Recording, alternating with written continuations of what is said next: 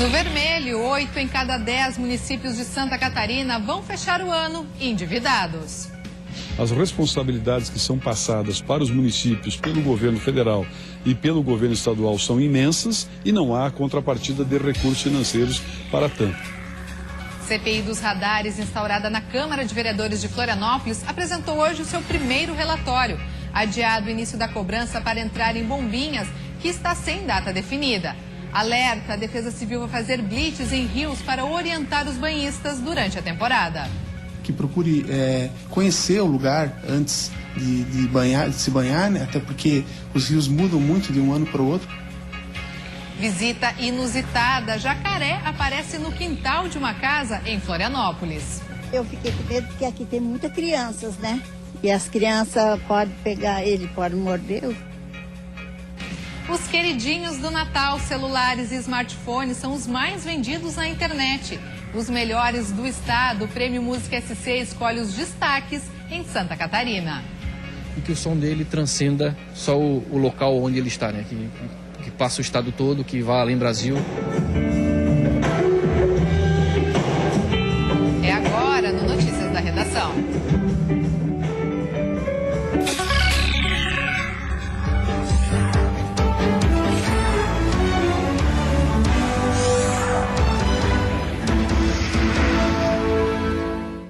Olá, boa tarde. Um levantamento feito pelo Tribunal de Contas de Santa Catarina apontou que 8 em cada 10 municípios catarinenses estão endividados e devem fechar o ano no vermelho. Saúde, educação e mobilidade urbana são os principais desafios para Chapecó, que apresentou a prestação de contas na manhã desta quinta-feira. O prefeito, juntamente com o secretariado do município, reconheceu que encerrará o ano de 2014 no vermelho. As receitas municipais, elas não são suficientes para atender às demandas, as responsabilidades que são passadas para os municípios pelo governo federal e pelo governo estadual são imensas e não há contrapartida de recursos financeiros para tanto. De acordo com o Tribunal de Contas de Santa Catarina, Itajaí é o município com maior déficit, que é de 33%. Na sequência, aparecem outros municípios que também estão endividados, como Blumenau, Lages, Chapecó e Balneário Camboriú. Para 2015, a administração deverá buscar novos recursos e repensar o planejamento para o município. Tudo isso para controlar os gastos. Hoje os investimentos estão mais concentrados, obviamente, pelo volume, pelo nível de importância e envolvimento da comunidade, que é a educação, que dos 25% constitucionais estamos com 29%, e na saúde, que dos 15% constitucionais estamos investindo 28%. A Prefeitura de Florianópolis também sofre com as dívidas e deverá fechar o ano com um déficit orçamentário de 7 milhões de reais. Segundo a FECAM, apesar dos municípios catarinenses trabalharem no vermelho, a maioria corre contra o tempo para pagar a última parcela do 13º salário e fechar as contas do ano. A CPI dos radares, instaurada na Câmara de Vereadores de Florianópolis, apresentou hoje um relatório preliminar.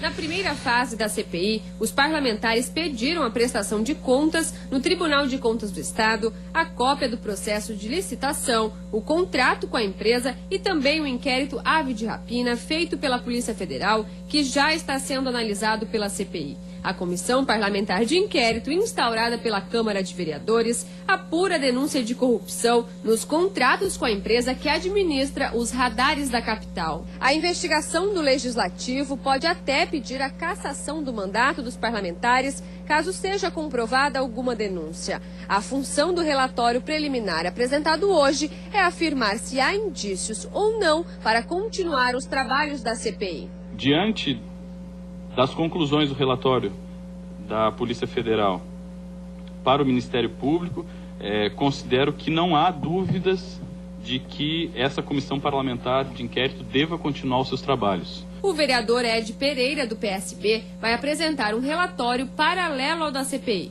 Como o Ricardo mesmo falou, ele quer ampliar mais os outros assuntos como cultura e cidade limpa.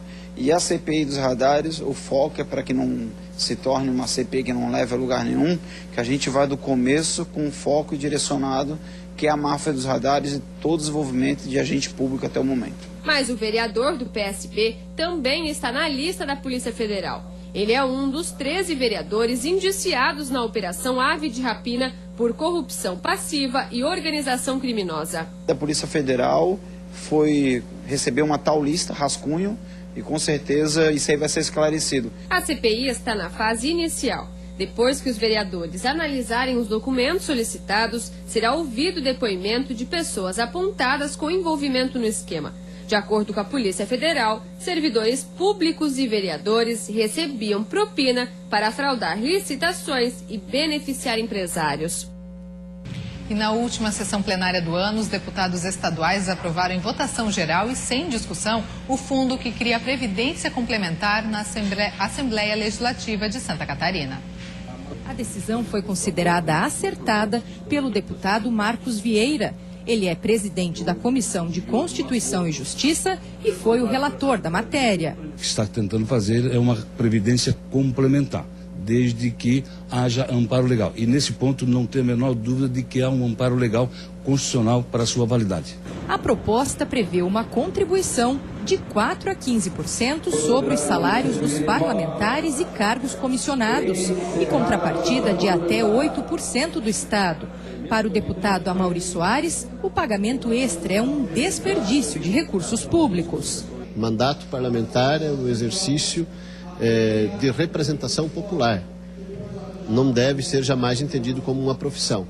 Já na avaliação do deputado Dirceu Dresch, a contribuição é válida, mas o projeto de lei teve tramitação muito rápida, apenas uma semana. O seu voto também foi contrário à proposta porque a lei terá efeitos retroativos a 2001, quando uma lei federal regulamentou o assunto. Nós entendemos que é justo criar programas. Tem na Caixa Econômica Federal, tem no Banco do Brasil, tem muitos órgãos estaduais, inclusive. Mas, por outro lado, tem esses questionamentos que nós entendemos e são um pouco preocupantes. Hoje, os deputados têm direito à aposentadoria comum pelo INSS, além das contribuições em suas profissões, antes e após ocuparem uma cadeira no Legislativo. A adesão ao fundo é opcional e agora depende da sanção do governador Raimundo Colombo. Após a aprovação, a Assembleia Legislativa terá até 180 dias para regulamentar a lei. Os parlamentares também aprovaram o pagamento do abono de R$4.000 referente à Vale Alimentação para cada servidor do Tribunal de Justiça, Tribunal de Contas e Ministério Público de Santa Catarina. O relatório final da CPI das Águas também foi aprovado em plenário. O documento comprova que houve irregularidades na municipalização dos serviços de água e saneamento em Palhoça e que há a necessidade de continuar as investigações no Judiciário sobre os envolvidos no contrato mantido pela Prefeitura com a empresa Raiz Soluções Inteligentes. E você vai ver depois do intervalo, Defesa Civil de Joinville vai fazer blitz em rios para orientar os banhistas nessa temporada de verão. Que procure conhecer o lugar antes de se banhar, né? Até porque os rios mudam muito de um ano para o outro. E ainda a visita inusitada em Florianópolis. Jacaré aparece no quintal de uma casa na praia da Cachoeira do Bom Jesus. Eu fiquei com medo porque aqui tem muitas crianças, né? E as crianças podem pegar ele, podem morder. Nós voltamos já já.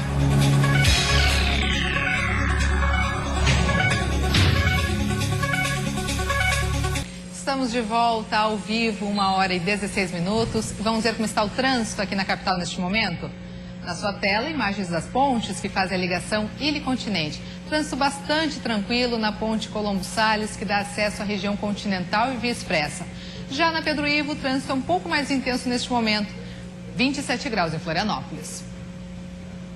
É adiada a cobrança da taxa de preservação ambiental de Bombinhas. A previsão inicial era para o dia 20 deste mês. A assessoria de imprensa da Prefeitura de Bombinhas informou que ainda não existe uma data estipulada para o início da cobrança da taxa, mas a expectativa é que até o final do ano o pagamento da TPA seja obrigatório para aqueles que não foram beneficiados pela isenção. A partir do dia 20, uma campanha publicitária deve ser veiculada em emissoras de televisão para informar os moradores e turistas sobre os detalhes da taxa de preservação ambiental. Testes também vão ser realizados durante os próximos dias para garantir a eficácia do sistema. A empresa que ganhou a licitação para comandar os radares e a cobrança da TPA deve fechar um acordo com as operadoras de cartão de crédito para que o pagamento da taxa também possa ser feito desta forma. E a Defesa Civil de Joinville vai realizar no fim de semana uma blitz pelos rios mais frequentados da zona rural da cidade. O foco será prestar orientação aos banhistas que costumam frequentar os lugares para se refrescar no verão. A procura por rios nas zonas rurais das cidades aumenta a partir dessa época do ano. Com ela, a presença de lixo jogado às margens e o risco à vida dos banhistas também cresce. Por conta disso, em Joinville, a Defesa Civil se prepara para realizar, neste fim de semana, a blitz de uma ação que completa 10 anos, o PIAVA, Projeto de Prevenção a Incidentes de Afogamentos no Verão em Água Doce. Com cartilhas educativas e sacolas ecológicas, eles fiscalizam os rios mais visitados para alertar sobre os perigos. As famílias vão muito fazer o seu famoso piquenique, então que não deixe as crianças sozinhas, que procure conhecer o lugar antes de se banhar, né? Até porque os rios mudam muito de um ano para o outro, então onde era região que era um poço, né? Ali pode ter uma pedra referente a uma enxurrada que aconteceu durante o ano. Neste ano, a ação vai contar com o apoio da Polícia Militar e dos bombeiros voluntários. Eles vão acompanhar as atividades programadas para o domingo. As blitzes ocorrem durante toda a temporada de verão, são 5 no total. A primeira sempre em dezembro, na abertura da estação. Outras 2 em janeiro, que é o mês que costuma registrar o maior movimento de banhistas por essas regiões, e mais 2 em fevereiro e março. As cartilhas também foram entregues a cerca de 2.000 alunos em outubro em um reforço do projeto PIAVA nas escolas. Trabalho que, segundo o coordenador do projeto, tem ajudado na melhoria das estatísticas. A gente tem registrado que nos últimos 3 anos não tivemos nenhum incidente, né, relacionado a rios na região rural de Joinville. E especialistas ainda tentam encontrar o motivo que causou a morte de peixes na região sul do estado. Os peixes mortos começaram a aparecer ainda no final de semana, principalmente na região da Lagoa de Santo Antônio dos Anjos e do Rio Tubarão. Em um primeiro momento, especialistas acreditavam tratar-se apenas da espécie conhecida como savelha. Por ser um peixe mais sensível, não teria resistido ao forte calor dos últimos dias e a uma redragagem que teria sido feita nas obras da Ponte de Laguna. O procedimento pode provocar uma diminuição do oxigênio na água, mas a hipótese não se confirmou, já que na tarde de hoje uma quantidade grande de peixes de outra espécie. A principal possibilidade, por enquanto, é a baixa taxa de oxigênio na água, talvez por um processo de eutrofização, que foi o que a gente verificou dentro do estuário, né? Mas agora, com essa nova ocorrência na praia, a gente realmente precisa de mais análises para poder dar alguma informação mais precisa. Para seu Wilson, pescador em Laguna há 40 anos, o derramamento em uma mineradora ocorrido no mês passado teria modificado o comportamento dos peixes na região. É muita coincidência esse peixe aparecer justamente com essa água que vem poluída do rio. Vocês perceberam uma diferença grande nessa? Uma diferença bem grande da água. Uma nova coleta de animais será realizada para continuar as investigações. A Fundação do Meio Ambiente de Laguna alerta para que se evite o consumo dos peixes encontrados mortos na região. Até que as análises sejam apuradas, até que seja tudo investigado, é aconselhável que não se consuma esse peixe, né? Porque a gente não sabe o que causou isso, qual é o contaminante que está causando essa morte. Os moradores do bairro Cachoeira do Bom Jesus, na capital, foram surpreendidos por um jacaré. O animal apareceu no quintal de uma das residências. O jacaré apareceu nesta casa na noite de ontem. Os moradores se assustaram e chamaram a polícia militar ambiental. Eu fiquei com medo porque aqui tem muitas crianças, né? E as crianças podem pegar, ele pode morder ou qualquer coisa, né? E a gente ficou com medo. Hoje pela manhã, 3 policiais militares ambientais foram até a residência e resgataram o animal. O jacaré foi levado e solto no Parque Nacional dos Carijós, em Jurerê. A ação foi tranquila e ninguém ficou ferido. O que a gente orienta é as pessoas tomarem cuidado, né? Se o bicho está no canto dele quieto, as pessoas procurarem não chegar aí lá e começar mexendo com o bicho. O jacaré resgatado hoje é da espécie papo amarelo, típico da América do Sul. O animal se caracteriza pela mordida forte e costuma se alimentar de crustáceos e pequenos mamíferos. E no próximo bloco, celulares e smartphones são os mais vendidos na internet para esse Natal. E ainda, a Prêmio Música SC escolhe os destaques de Santa Catarina. E que o som dele transcenda só o local onde ele está, né? Que passa o estado todo, que vá além Brasil. Notícias da redação volta em instantes.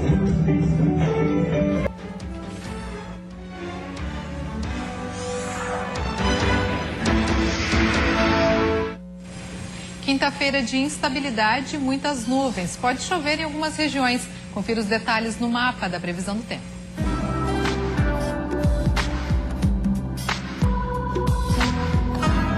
Quinta-feira de céu encoberto, chuva e temperaturas mais amenas na Serra Catarinense. A máxima é de 22 graus. Na região norte, os termômetros podem marcar até 30 graus. A nebulosidade varia ao longo do dia, com pancadas de chuva isolada. No oeste, no sul e na Grande Florianópolis, o tempo também fica instável, com períodos de chuva e máximas de 27. Dia de céu com muitas nuvens e pancadas de chuva também no Vale do Itajaí, onde a temperatura não passa dos 26 graus. Os modelos cada vez mais modernos de celulares têm impulsionado o desejo dos brasileiros em adquirir um novo aparelho, mesmo que o anterior ainda esteja em boas condições de uso. Tanto que no último mês as vendas pela internet bateram recordes. Cristiano é professor e costuma trocar com frequência de celular. O mais recente, comprado hoje de manhã, substituiu o outro, que tinha apenas 7 meses de uso. Que as necessidades do dia a dia, que a gente troca o manuseio do notebook, de tablet, e carrega junto ao celular, que tu consegue fazer todas as necessidades do dia a dia do trabalho no celular novo. De acordo com esse gerente de uma loja especializada, os clientes estão cada vez mais atrás de qualidade e novidade. O resultado é o curto tempo em que um aparelho dura na mão do consumidor. Dificilmente ultrapassa 1 ano. 3 anos atrás, a gente comprava o aparelho para fazer e receber ligação. Hoje tu já quase não vê isso. A gente às vezes está com 3, 4 dias ali com o aparelho e não fez uma ligação. Mas está diretamente nas redes sociais 24 horas por dia. O levantamento de uma empresa especializada no ramo apontou que no período de 15 de novembro a 14 de dezembro foram vendidos no Brasil mais de 1.200.000 celulares e smartphones através da internet. O número representa 40% a mais do que no mesmo período do ano passado. E com a proximidade do Natal, a procura deve se intensificar também no comércio de rua. Nesse caso, promoções e facilidades de pagamento serão os principais atrativos para manter as vendas aquecidas. E ontem a noite foi de premiação para a música catarinense. Artistas de todo o estado concorreram na segunda edição do Prêmio Música SC, um evento com o apoio da Band Santa Catarina. O palco do Teatro Ademir Rosa foi pequeno para tanto talento. As jornalistas e apresentadoras do programa Olhares da Band Santa Catarina, Maria Paula Canziani e Tainais Maxilo, anunciaram os grandes vencedores escolhidos por votação popular em 7 categorias. O melhor videoclipe foi para Ponto Nulo no Céu. O melhor cantor escolhido foi Rubens Daniel. A melhor cantora é Marília Dutra. O melhor álbum foi o instrumental de Bruno Moritz. Já o melhor instrumentista de Santa Catarina foi Felipe Coelho. O prêmio de artista revelação foi para Vermelhô. E a banda Ponto Nulo no Céu voltou ao palco para receber o troféu de melhor banda do ano no estado. Esse é o nosso sonho, de que o artista autoral tenha a expressividade e que ele tenha o seu espaço e que o som dele transcenda só o local onde ele está, né? Que passa o estado todo, que vá além Brasil, que vai além, vai no mundo todo. A festa ainda teve shows de diversos artistas locais, como Das Aranha e a banda Primavera nos Dentes. Joey, o vocalista do grupo, que fez sucesso nos anos 80 e 90, concorreu e venceu em 2013. Este ano voltou como convidado musical.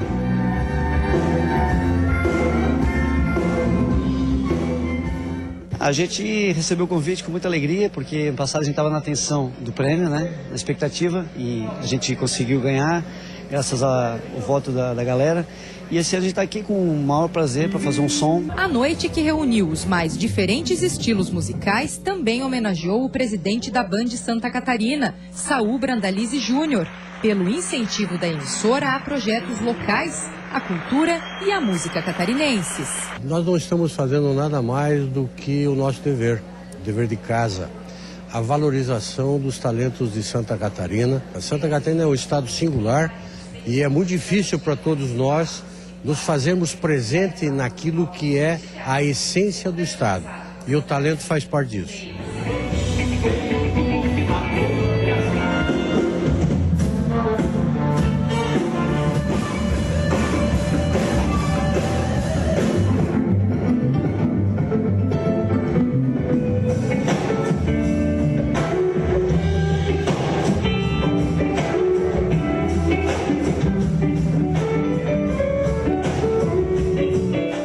E assim a gente encerra o Notícias da Redação de hoje. Uma boa tarde para você e até amanhã.